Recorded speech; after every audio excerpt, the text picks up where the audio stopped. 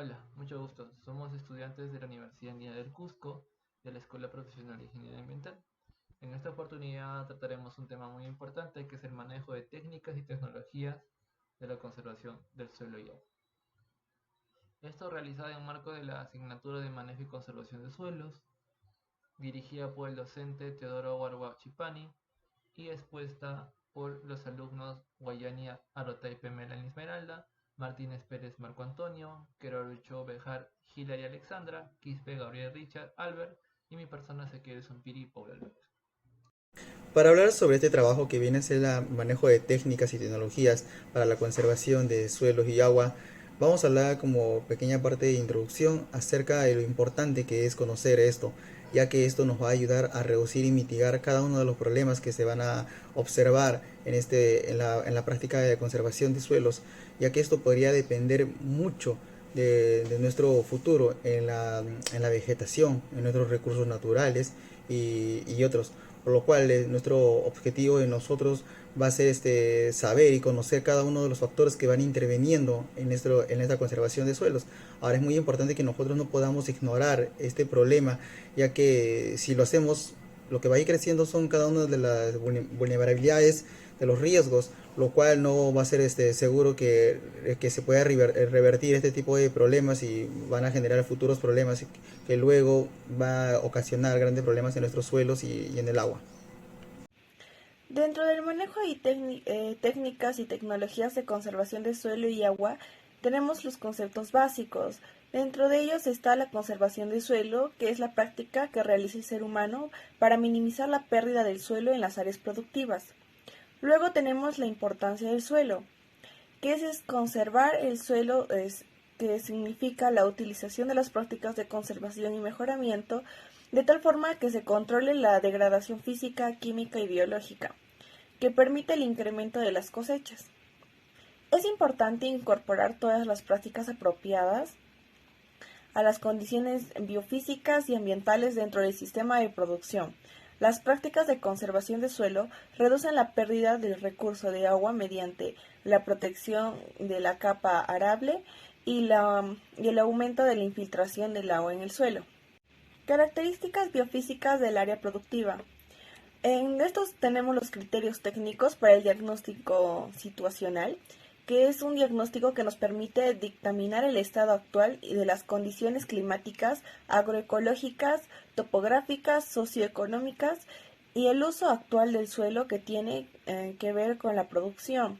Si no se cuenta con esta información de la finca, ¿no?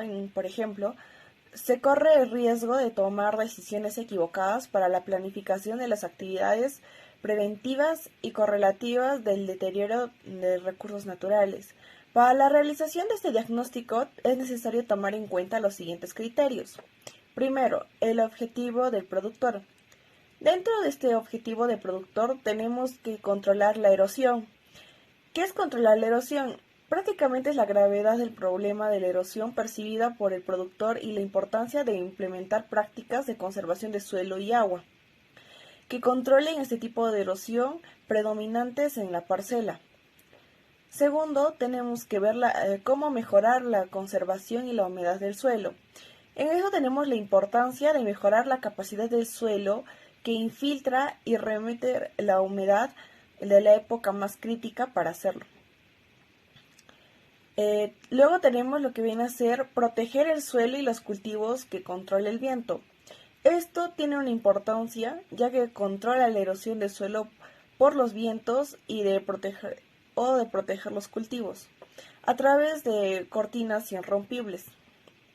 Luego tenemos el mejorar la fertilidad y estructura del suelo, que es prácticamente mejorar la fertilidad del suelo o o mantener el nivel de material orgánico en el suelo, o la mejora de la estructura física del suelo.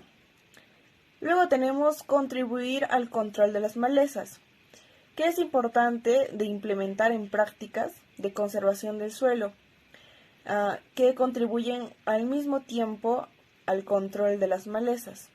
Luego tenemos lo que es producir alimentos, forraje o productos forestales, que es la escasez de alimentos de forraje o productos forestales o energéticos, por ejemplo la leña.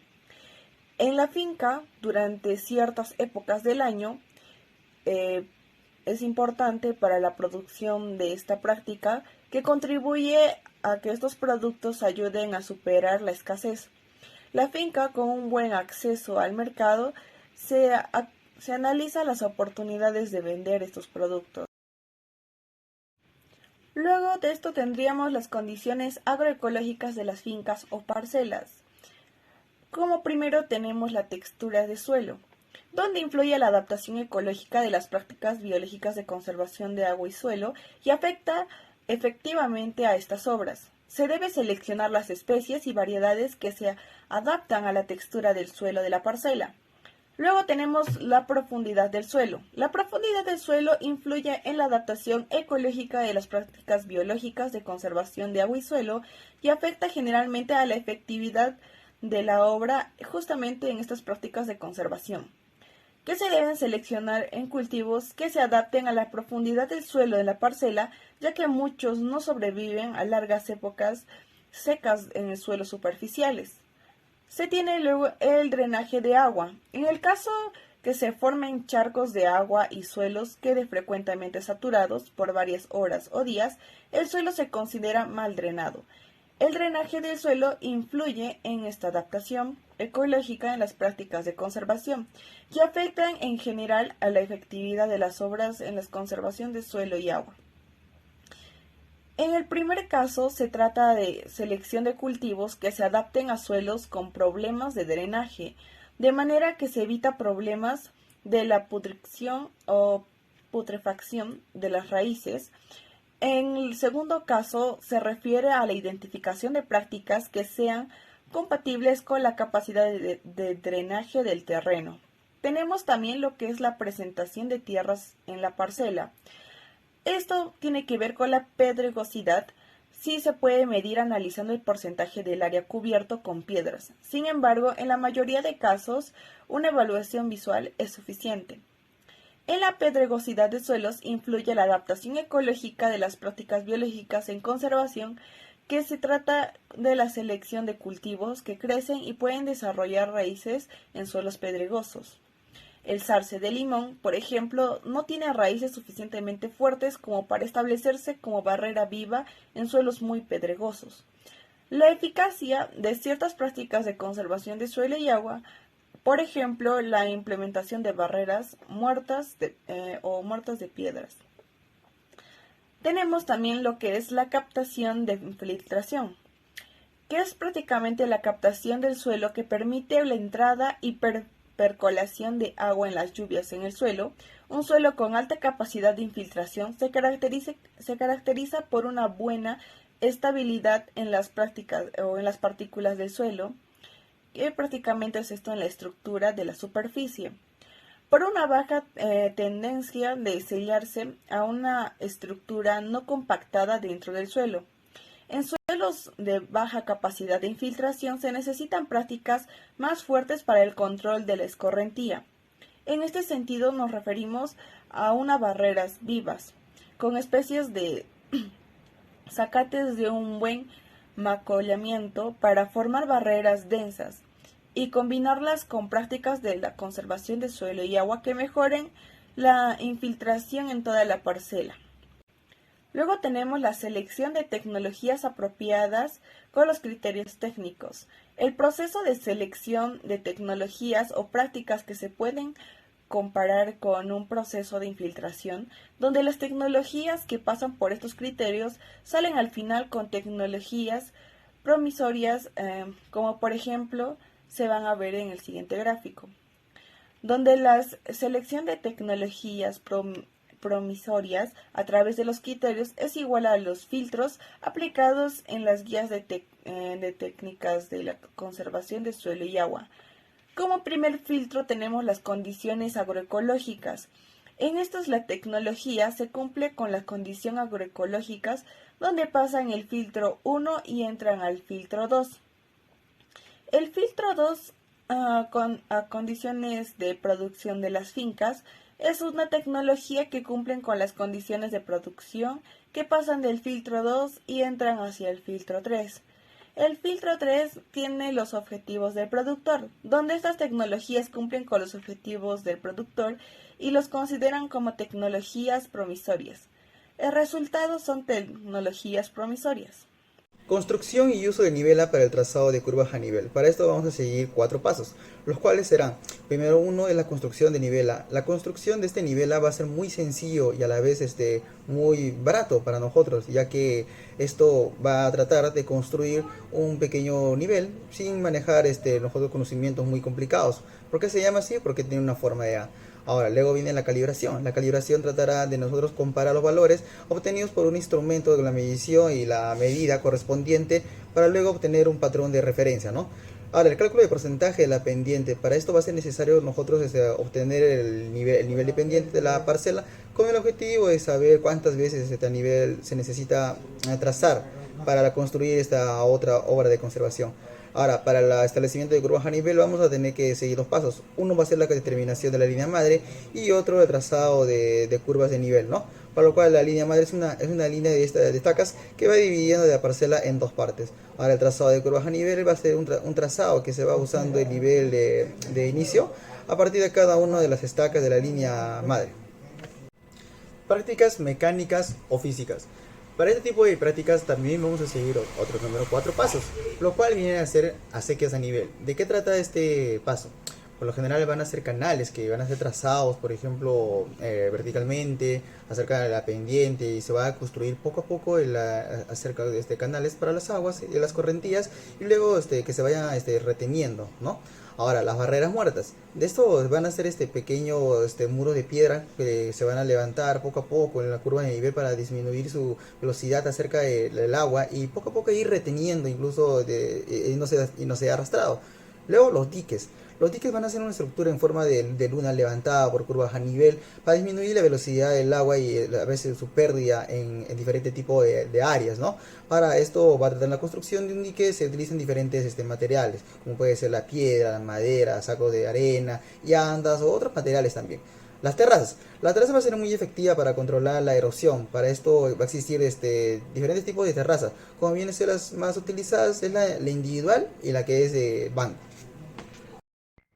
Prácticas agronómicas o biológicas. Bueno, estas son aquellas en las cuales se utiliza la vegetación, en lo cual se maneja convenientemente para controlar la acción de desprendimiento o transporte de partículas del suelo, ¿no? Encontramos 5, entre esos tenemos uno que es la época de siembra, donde esto es el establecimiento de un cronograma de trabajo donde podemos encontrar o plasmamos lo que es la fecha, la preparación del suelo, la siembra, la cosecha, entre otras. Y también es un factor determinante en la cobertura vegetal, ya que frena el efecto de erosión del agua y por el viento, ¿no? Tenemos otro que es la labranza. La labranza es la menor cantidad de rotura del suelo requerida para crear las condiciones adecuadas del suelo para que éstas puedan germinar las semillas y se desarrollan las plantas, ¿no? Se hacen con ganado o con mulas, como podemos apreciar en la imagen. Tercero tenemos la rotación y asocio de cultivos, ¿no? Donde la rotación y asocio de cultivos es el orden en que sembramos varios cultivos de diferentes familias y con necesidades nutritivas diferentes. Cada uno de estos aporta algo en específico al suelo, ¿no? Donde es uno tras otro en el mismo área o el terreno donde se trabaja, tomando en cuenta siempre el introducir una leguminosa para que ésta incorpore al suelo el nitrógeno, ¿no? Como podemos apreciar en la imagen, este puede ser un ejemplo de cómo rotar los cultivos. Hay muchas variedades. Como cuarto tenemos es la siembra en contorno, donde esta práctica consiste en hacer las hileras de cultivo en contra de la pendiente, siguiendo las curvas a nivel. La importancia de esta práctica es que se opone al paso del agua, ¿no? De lluvia, que no se logra filtrar en el suelo, disminuyendo así la velocidad y así esto hace que menos material se arrastre por el suelo y menos nutrientes, como podemos apreciar en la imagen, ¿no? Como quinto tenemos el uso de especies precoces y nativas. Nos permiten tener una cobertura vegetal muy rápida que reduce la erosión del suelo e incremento del rendimiento del cultivo. Tenemos ejemplos como la variedad del maíz catacama, el maíz pujawa y el otolino, que son netos de una zona, como podemos apreciar en la imagen. Estoy muy rápido, ¿no? Tenemos las prácticas agronómicas o biológicas como otro punto a hablar, donde podemos encontrar en estas prácticas las barreras vivas, ¿no? Son limitantes sus cercos vivos, se podría decir. Estas son hileras de plantas colocadas con determinada distancia, distanciamiento horizontal y sembradas a través de las pendientes siguiendo una curva de nivel. Como otro podemos encontrar las cortinas rompevientos, son similares a las barreras vivas, ¿no? Son plantaciones generalmente de árboles y arbustos de diferentes tamaños, dispuestos en hileras o en surcos, con la finalidad de disminuir la velocidad del viento, donde estos actúan como un muro. Factores que intervienen en el procesamiento de fertilizantes orgánicos. Estos factores aportan los macro y microelementos que se necesitan para el desarrollo de las plantas y al mismo tiempo contribuyen al mejoramiento de propiedades físicas del suelo. La cantidad de los macro y microelementos de fertilizantes orgánicos se diferencian por las condiciones de su procesamiento y el tipo de materias primas. Entre ellos van a existir factores que influyen en los fertilizantes orgánicos, como la temperatura, que para que sea óptima para la actividad de los microorganismos es de 25 a 27 grados centígrados y la temperatura de la mezcla de materiales orgánicas es de 50 a 60 grados centígrados. Con respecto a la humedad, para el proceso del abono es de 50 a 60% en relación con el peso de la mezcla. La relación entre el carbono y el nitrógeno, esta relación nos va a indicar la fracción de carbono orgánico frente a la de nitrógeno.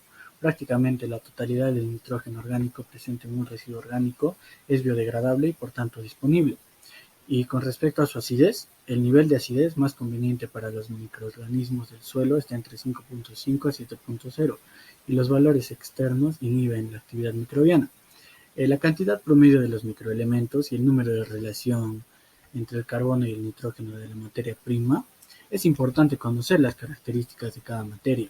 Y bueno, en este cuadro, como ven acá, yo les voy a presentar la humedad, la relación entre el carbono y el nitrógeno, el fósforo y el potasio, entre otras. Tipos de abonos orgánicos. En los tipos de abonos orgánicos, como vemos acá, tenemos el abono bokashi, el abono foliar y los abonos verdes. El bokashi es un abono orgánico semidescompuesto y en general se puede preparar con 20 a 25 días. Este abono orgánico no tiene receta fija, lo importante es usar los materiales disponibles que tenemos y prepararlo también con materiales alternativos. Las materias primas más comunes que se utilizan en la elaboración del bokashi son su selección de materias primas, que vendría a ser material alternativo y la cantidad que se va a utilizar. Y seguido a esto, la selección del local para el procesamiento y el procesamiento del abono bokashi. Seguido de esto, ¿cómo es que se prepara el microorganismo de montaña sólido? Los microorganismos de montaña son hongos, bacterias, levaduras y otros organismos benéficos que viven y se encuentran en el suelo de montaña, bosque y lugares sombreados. Estos microorganismos habitan y se desarrollan en un ambiente natural. Bueno, con esto también vamos a usar su selección de la materia prima, la selección del local para el procesamiento y su almacenamiento, el procesamiento del microorganismo de montaña sólida. Seguidamente de esto tenemos lo que es el abono foliar. Estos son abonos líquidos que se aplican a la superficie de las hojas y alrededor de las raíces de las plantas. Los abonos foliares son absorbidos rápidamente por la planta y sus efectos aparecen pronto y es muy comparado con otros tipos de abonos. El abono foliar orgánico más común en Nicaragua se llama biofertilizante. Este es fabricado utilizando el mecanismo de fermentación y descomposición de los materiales orgánicos que activan los microorganismos benéficos del suelo. Bueno, los abonos verdes. Los abonos verdes son aquellas plantas que se siembran para mejorar la materia orgánica y fertilidad del suelo, incorporándolas así preferiblemente antes de su floración. Estas plantas son preferiblemente leguminosas. Y bueno, algunas especies de abonos verdes recomendados son el gandul, que está entre 90 y 100 kilogramos hectáreas al año, el maní forrajero, el frijol terciopelo y la canavalia. Gracias. ¿Es un abono orgánico? que se obtiene a partir de la descomposición de la materia orgánica por microorganismos. Dentro de sus grandes beneficios tenemos suministrar macroelementos y microelementos al suelo, también suministra hormonas que ayudan al crecimiento tanto de las raíces como de la misma planta. También el humus que se coloca junto a él absorbe todos los materiales peligrosos que haya, como el aluminio, y estabiliza la acidez del suelo. Para poder realizar un compost, primero tenemos que seleccionar qué materia prima nosotros vamos a utilizar. Hablamos justamente del marco de madera, de todas las maderas, las tablas, clavos que se van a utilizar, así como la materia prima en el marco del compost. Enseguida vamos a seleccionar el lugar donde lo vamos a disponer. Este tiene que ser debidamente techado para evitar el contacto con el agua o que se incrementen los niveles de humedad. Y luego de ello, finalmente se hace el procesamiento del compost. La estercolera es el dispositivo en el cual se almacena el estiércol desde que se saca de los alojamientos hasta que se distribuye en el campo como abono orgánico. Este se sitúa en lugares de fácil acceso y alejados de las viviendas. La gallinaza es el estiércol de las gallinas que provienen de la producción de huevos. Este es secado para reducir la cantidad de microorganismos como bacterias, virus, hongos y nemátodos. Contiene nitrógeno, fósforo y potasio, el cual es imprescindible para el crecimiento de las plantas. Es importante no confundirlo con la polinasa, ya que este tiene menos nutrientes que la gallinaza y además que tiene un mayor porcentaje de humedad, por lo que se le agrega cascarilla de arroz y aserrín. Lombrihumus es el producto de la descomposición de la materia orgánica realizada por lombrices, el cual aporta al suelo tanto nitrógeno, fósforo, potasio, calcio, magnesio y micronutrientes esenciales. Dentro de su elaboración se tiene como primera parte establecer y o preparar los recipientes donde se van a reproducir las lombrices. Este debe tener orificios para que se pueda evacuar el agua, así mantener un porcentaje de humedad de 90%. Este líquido que justamente sale de los orificios se le considera un purín y se puede utilizar como un abono foliar. Seguidamente de ello, nosotros lo que realizamos es la preparación del alimento para las lombrices y la cría de lombrices. Primero se coloca una capa de hojas y rastrojo picado en el fondo del recipiente.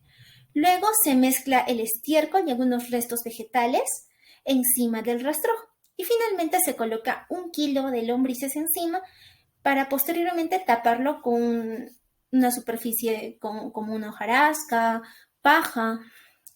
Se considera óptimo un lombrihumus cuando tiene una temperatura de 10 a 25 grados centígrados, ya que si llega a niveles como 35 grados centígrados, las lombrices no pueden sobrevivir. Por otro lado, su humedad tiene que ser de entre el 75 al 90%. Si son valores mayores del 90%, tiene mucha humedad, y si son menores al 75%, pues las lombrices no pueden respirar. Por otro lado, un pH óptimo va desde 5 a 8. Bueno, ya para terminar, les voy a dar las conclusiones. Y primero, le digo, el compost es un abono obtenido por descomposición de materia orgánica, el cual suministra macro y microelementos al suelo. También suministran hormonas que ayudan al crecimiento de raíces y plantas. Y por otro lado, la estercolera es un dispositivo de almacenamiento, mientras que la gallinaza es el estiércol de gallinas criadas para la producción de huevo. Como podemos ver, en el manejo de tecnologías de la conservación de agua y suelo, existen varios factores como la disponibilidad del suelo, que esta nos dirá cuáles son las técnicas necesarias que se deberían usar y para lo que está apto, además de tener en cuenta la reforma agraria para poder hacer ciertos procedimientos y el acceso y también la disponibilidad de los mismos productores para lo que quieren en sus terrenos y qué es lo que quieren producir. Todo este conjunto de cosas es el escenario ideal para poder tener un buen manejo de las tierras.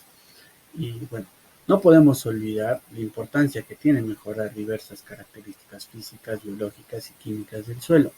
Y en este sentido, los abonos ya mencionados juegan también un papel muy importante, ya que con estos abonos vamos a aumentar la capacidad que posee el suelo de absorber los distintos elementos nutritivos, los cuales tendrán una gran importancia para mejorar nuestros cultivos, nuestros suelos y nuestras plantas. Muchas gracias.